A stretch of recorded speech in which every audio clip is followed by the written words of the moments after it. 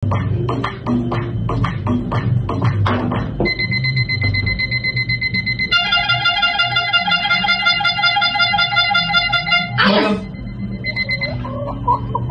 8 na! Mga bata, nandito na siya! Si Mama Tina na! Si kay Mama Tina!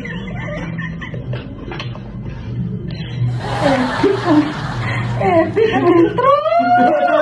Liwaton na, liwaton na. Epic ang intro. Parang FM, 3.5 ka! Pag-FM na, ito 3.5 forever! Isang bansa, isang barangay, sumamar ng sabay-sabay! Mga bata, alas 8 na! Alam niyo na ang ibig sabihin! Alam niyo at ni Mama Tina!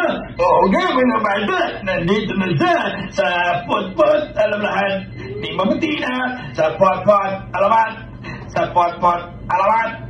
Sa pot-pot, alamat! Alam lahat ni Mama Tina! Sa pot-pot, alamat! Alam lahat ni Mama Tina! Ay! Sa mga aga, may palibag ko naman kita nga alaman. Oo, Mama Tina, may ala naman ta. Yes, syempre. Ano, may lain-lain kita yan. Alam, lain-lain ang alamat. Wala ko kabalo ko ano nga naman yan sa mga sa mga kabarangay natin. No? This remains a mystery. Wow! Bakit hinahanap-hanap ang alamat ni Mama Tina tuwing umaga? Anong meron sa alamat? Ako excited ako, Mama Tina, kasi yung alamat mo hindi tinuturo sa school. Oh, puro ko si Budoy. Akala ko pa bawal tumawal sa'yo, Mama Tina. Puro ko si Budoy. Hindi ko naman naman yung kay Budoy. Ay. Pero ngayong umaga, panibagong alamat na naman po ang ating pag-uusapan. Alamat ng balatong. Balatong? What's balatong, Mama Tina? You know what is balatong? Ano? Oh. That one. Sa ano na, sa Tagalog, ano na siya? Sitaw. Nakdak. Sige. Who's there? Use balatong in a song. Use it. Ladies and gentlemen, Ogie Alcacid. Sige. Mayroon akong nais malaman, maaari ba balatong?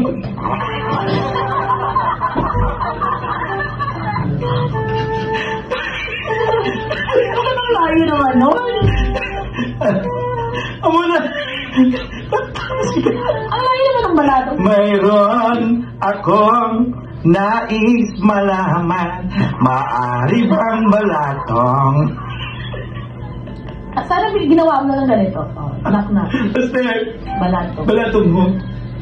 Tong balatong kitong ha. Akala mo hindi ako makapag-gano'n ha. Alamat ng balatong. Alamat ng balatong.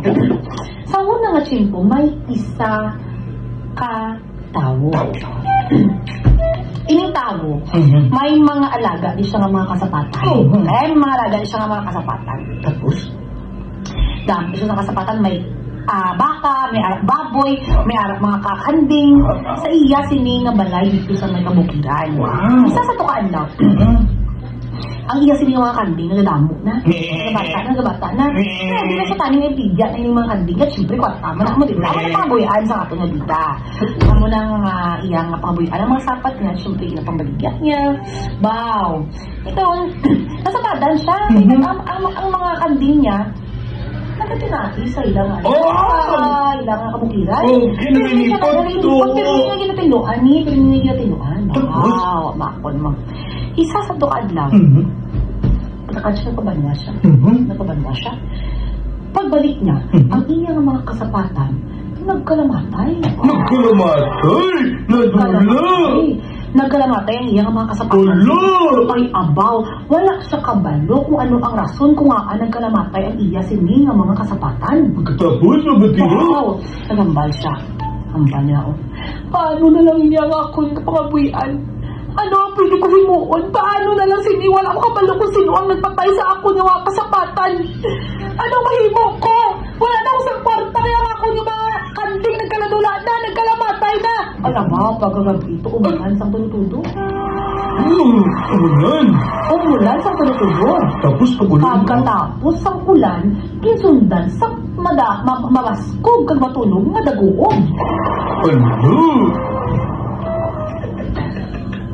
Pag-aga, bilang ko na tamo. Hindi pa mamatino. Dito mismo sa mga nag-aratay itong iyang mga kasapatan. Oo. Naglamatay itong iyang mga kasapatan. Oo. Nadula ang mga sapat niya. Pero, Oo. may nagtulubo. Wala siyang very good mother nga. Wala sa perigad Wala sa mga Wala. Kaya ginang kaso sila. Tapos? Nakibot siya nga ang nagtulubo. May mga tanong nga nagtulubo dito. Oo. Abaw! Ang mga tanong nga to, wala ka ba kung ano? Ano? Ang mga beans siya, hindi palantaw yan ang mga beans. Yung kay tsura, yung isang mga ipot sang akon, yung mga, mga kanding ha. Oo. Ambal niya. Balaan mo kung di nagali ng alamas ng balatong. Wala pa. May isa ka ron. May isa ka ron katawo. Hindi nga nakakita kung anong nagkalatabo. Isang gabi nga to, nga nagkaladula o nagkalamatay ang iyang mga kasapatan. May witness. May witness. Sa gani, may witness mamatina. Tapos? Ako nga to ka, syempre, ang itsura sang mga, ang itsura sang tanong nga to, doon pa rin sa ipot sang iyang mga kanding. Oo. Ito kanding ko bitin. Bang! Ano na yun? May isa ka tao na parapit sa iya. Oo. Ang ba niya? Pre, may ba ko blasay mo? Pre, Tutong. Si Tutong nga rin pangalan sa lalaki. Okay, Tutong. Si Tutong nga rin pangalan sa lalaki. Tutong. Nakita ko kung ano nagkatabo. Pre, pumaan nagkadadula ang imo ng mga kasapatan. Ang hinag-climax. Ang hinag-climax sa mga bata. Ang hinag.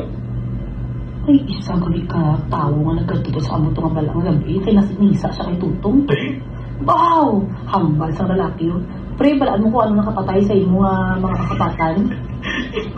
Tong, balaan mo kung ano nakapatay sa kasapatan mo. Ano?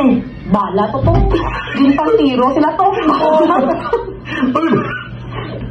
Sala mo to galing. Bala tong, bala. Wala na sa iba na rason tong bala. Nagpatay sa imo nga mga kasapatan tong bala. Gito na tong. Bala? Bala tong, bala. Dito nag-umpisa. Malubuod ka?